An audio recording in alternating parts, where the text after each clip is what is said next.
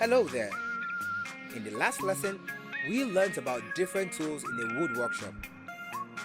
Measuring tools, setting and marking tools, driving tools, holding tools, boring tools, and cutting and sparing tools. We described measuring tools like calipers, tape measure, and the tri-square. Setting and marking tools like dividers, pencils, dot punch, and marking gauge. We also learned about tools used for driving nails into wood pieces, like the hammer. It was an exciting experience, and I wonder if you had the chance to visit a wood workshop to see any of the tools. In this lesson, we will continue the discussion on the tools in a wood workshop with holding tools, boring tools, and cutting and sparing tools. My name is Mr. Chukwu, and you are welcome to today's lesson.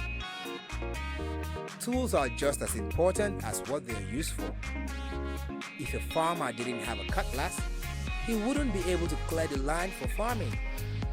Can you imagine how frustrating it is if you have to write without a pen, or write with one that's running low on ink? In the wood workshop, having the right tools help to make the production process faster and efficient. Previously, we discussed how measuring tools are used to determine the amount of materials that a carpenter needs.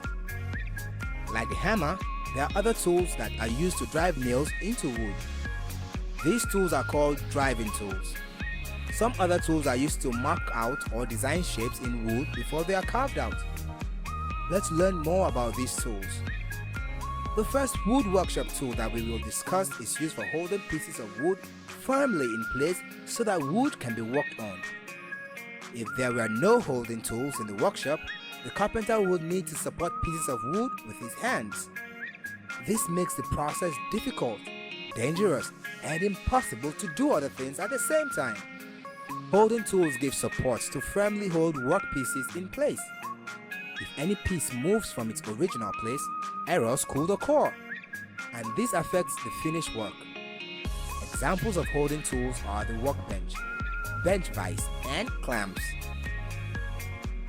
What does the workbench look like? What is it used for?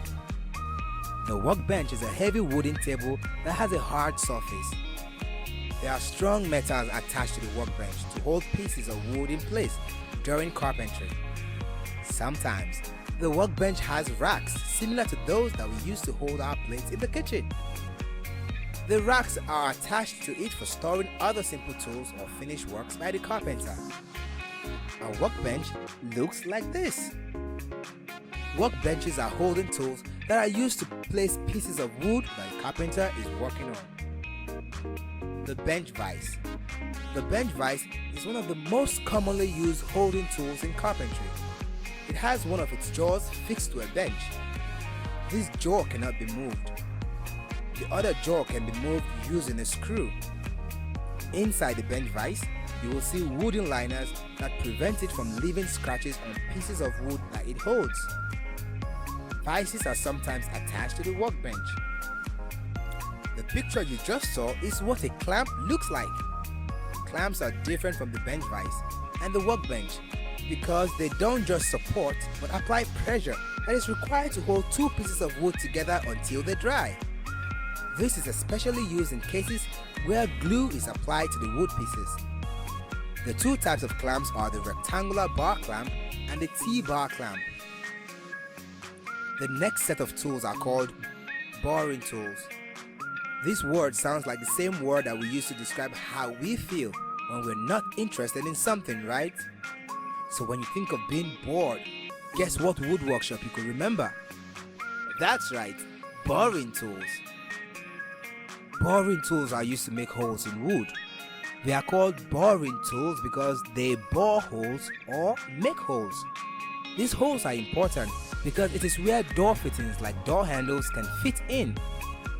The type of boring tool that a carpenter chooses depends on the type of hole he wants to make and what the hole will be used for. Without boring tools, we won't be able to make holes in the middle of a piece of wood. Boring tools are also used to make holes that the legs of chairs fit into. Examples of boring tools are drill and spring bit. Let's find out what these two are. A drill is a boring tool that is used for making round holes. Some drills work with electricity and some others work without electricity. Drills have an extended part that goes deep into a wood to a hole. The word extended is used to describe the part of the drill that stretches out. The spring bit is a boring tool that is used to make really small holes. These holes are usually used for placing large nails or screws. The final set of tools we will discuss are the cutting and paring tools. Cutting and paring tools are used to remove unwanted edges or parts of wood from a piece. You can also say that they are used to cut off parts that aren't needed. There are so many tools that a carpenter uses for cutting and paring. In this lesson, we will learn about the saw, chisel, and axe. A saw is the really important tool to the carpenter. This is what a saw looks like. It has a blade with sharp, jagged edges that are called the tip. Tip are attached to a handle. There are different kinds and sizes of saws. The carpenter picks a saw based on the type of wood that needs to be worked on. Saws are used to cut or divide a piece of wood. A chisel looks like this. Chisels are used for removing or shaving off parts of wood that are not needed. Chisels make the carpenter's work clean and can be used to make fine edges. The axe has a really heavy head made from metal attached to a wooden handle. The blade of the axe is really sharp and can split very thick logs of wood. This is an axe. This is how far the lesson goes. I hope you can remember all of the interesting things we have learned in the lesson. Well, let's help ourselves with a few reminders. A. The 6 kinds of tools in the wood workshop are measuring tools, setting and marking tools, driving tools, boring tools, holding tools, and cutting and paring tools. B. Holding tools offer support and firmly hold workpieces in place. Examples of holding tools are the workbench, bench vise, and clamps. C. Boring tools are used to make holes in wood. Examples of boring tools are drill and spring bit. D. Cutting and paring tools are used to remove unwanted edges or parts of wood from a piece. Examples of cutting and paring tools are the saw, chisel, and axe. Great! It is time for me to know how well you understood the lesson. Let's start with some questions. 1. Mr. Ade employs a new carpenter.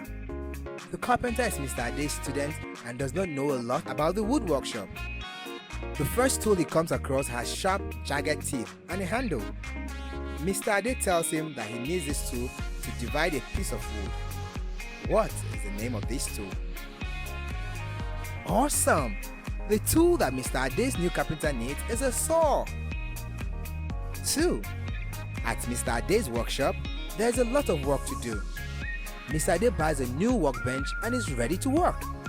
His new carpenter does not know what a workbench is used for. He asks you, what is a workbench used for? What would you say to Mr. Ade's new carpenter?